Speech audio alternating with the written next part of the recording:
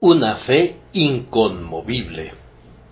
Y no se debilitó en la fe al considerar su cuerpo, que estaba ya como muerto, siendo de casi 100 años, o la esterilidad de la matriz de Sara. Tampoco dudó, por incredulidad, de la promesa de Dios, sino que se fortaleció en fe, dando gloria a Dios, plenamente convencido de que era también poderoso para hacer todo lo que había prometido. Romanos 4, 19 al 21. Dios tenía el propósito de que Abraham fuese un ejemplo sobremanera excelente del poder de la fe. Él iba a ser el padre de los creyentes, el espejo, el modelo y el dechado de la fe. Abraham estaba destinado a ser el supremo creyente de la era patriarcal, el apacible y venerable líder del noble ejército de creyentes en Jehová, el fiel y verdadero Dios. Con el objeto de producir un carácter tan eminente, se precisaba que la fe de Abraham fuera ejercitada de una manera especial e inigualada. No podía conocerse el poder de su fe a menos que fuera sometido a las más severas pruebas. Con ese fin, entre otras pruebas de su fe, Dios le dio la promesa de que en su simiente serían benditas todas las naciones de la tierra. No obstante, Abraham permaneció durante largos años sin heredero. La promesa sobrecogió a Abraham cuando la recibió originalmente, pero no dudó de ella. Leemos que se rió y que lo hizo con un gozo santo ante el pensamiento de una bendición tan grande e inesperada. La promesa sobrecogió también a su esposa Sara. Ella, sin embargo, dudó, y cuando ella se rió, lo hacía por incredulidad.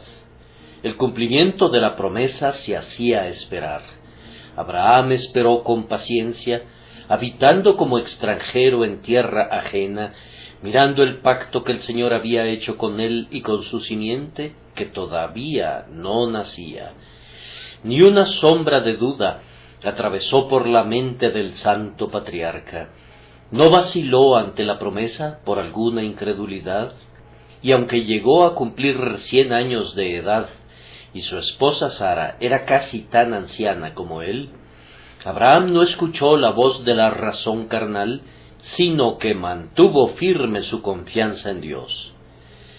Sin duda había ponderado muy bien las imposibilidades naturales que se interponían en el camino, pero hizo caso omiso de todas ellas, y estando plenamente persuadido de que si Dios le había prometido un hijo, el hijo con seguridad vendría, albergaba una santa confianza y dejó el asunto del tiempo en las manos del gobernante soberano. Su fe triunfó en todos sus conflictos.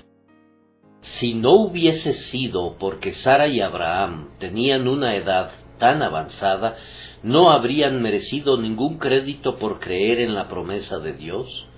Pero entre más difícil, entre más imposible pareciera ser el cumplimiento de la promesa, más maravillosa era la fe de Abraham, que lo inducía a creer que Dios era poderoso para hacer lo que había prometido. Si se me permite decirlo, en el caso de Abraham, una doble muerte se interponía en el camino de la promesa. No se trataba sólo de una dificultad en sí misma insuperable, sino de dos absolutas imposibilidades. Y con todo, si bien una imposibilidad pudiera haber bastado para hacer titubear a cualquier persona, las dos imposibilidades juntas no pudieron lograr que vacilara su fe. No consideró los impedimentos naturales, no les permitió ningún espacio en los cálculos, ya que parecían ser menos que nada en la presencia de la verdad y del poder del Dios Todopoderoso. El Dios Altísimo había dado una promesa, y eso contrarrestaba 10,000 argumentos adversos. La suya era esa noble confianza de la que cantamos.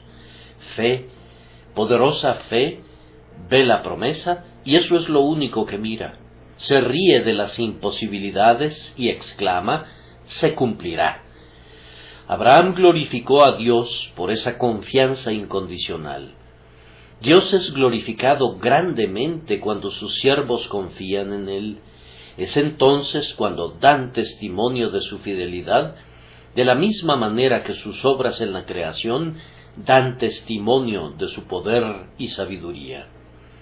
Abraham fue un noble ejemplo del poder que la veracidad de Dios ejerce sobre la mente humana, cuando a pesar de todos los descorazonamientos, aún creyó a Dios. Su corazón decía del Dios viviente, no puede mentir, Él cumplirá su promesa. Al tiempo que glorificaba a Dios, Abraham cosechó para sí un consuelo presente y al final tuvo la dicha de recibir la promesa. Su risa de gozo inicial fue recordada y conmemorada en su hijo Isaac, ese hijo de la promesa cuyo nombre fue Risa. El propio patriarca se convirtió en uno de los hombres más honrados, pues escrito está, yo honraré a los que me honran. Hermanos, este es el punto al que quiero llevarlos, que si Dios tiene la intención de hacerlos a ustedes o a mí, a cualquiera de nosotros o a todos nosotros juntos, ostentadores distintivos de la gracia de la fe, hemos de esperar que tendremos que pasar a través de pruebas muy parecidas a las que pasó Abraham. Con respecto al objeto sobre el cual es ejercitada nuestra fe, es sumamente probable que seremos conducidos a sentir nuestra propia debilidad e incluso nuestra muerte personal. Seremos muy abatidos, incluso hasta el punto de desesperar de nosotros mismos. Seremos conducidos a ver que la misericordia que buscamos de Dios es algo imposible con el hombre. Es muy probable que surjan dificultades ante nosotros que lleguen a ser suficientes para agobiarnos. No sólo una cadena de imposibilidades montañosas, sino otra se verá alzándose detrás de la primera, que nos presionarán más allá de toda medida y nos conducirán a una completa desesperación respecto a ese asunto si sólo dependiera de nosotros. En una crisis así, si Dios, el Espíritu Santo, obra con poder y con fuerza en nosotros, aún creeremos que la promesa divina será cumplida, no albergaremos ninguna duda en cuanto a la promesa, recordaremos que le corresponde a Dios y no a nosotros encontrar los métodos para cumplirla. Pondremos el peso del cumplimiento de la promesa en aquel en quien descansa naturalmente. Proseguiremos con un gozo firme, santo y confiado, esperando la obtención del objeto de nuestra fe y suplicando pacientemente hasta alcanzarlo. El Señor nos honrará y nos consolará si hacemos eso, y al final nos concederá el deseo de nuestros corazones, pues nadie que confíe en Él será afrentado jamás por todos los siglos.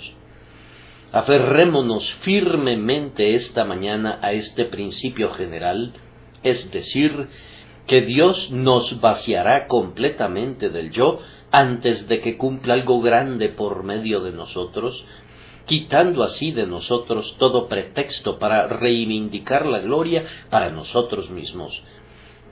Pero en tales épocas de humillación es nuestro privilegio ejercitar una fe cabal, pues el cumplimiento de la promesa no está en riesgo, sino que puede verse más bien como algo que se está acercando.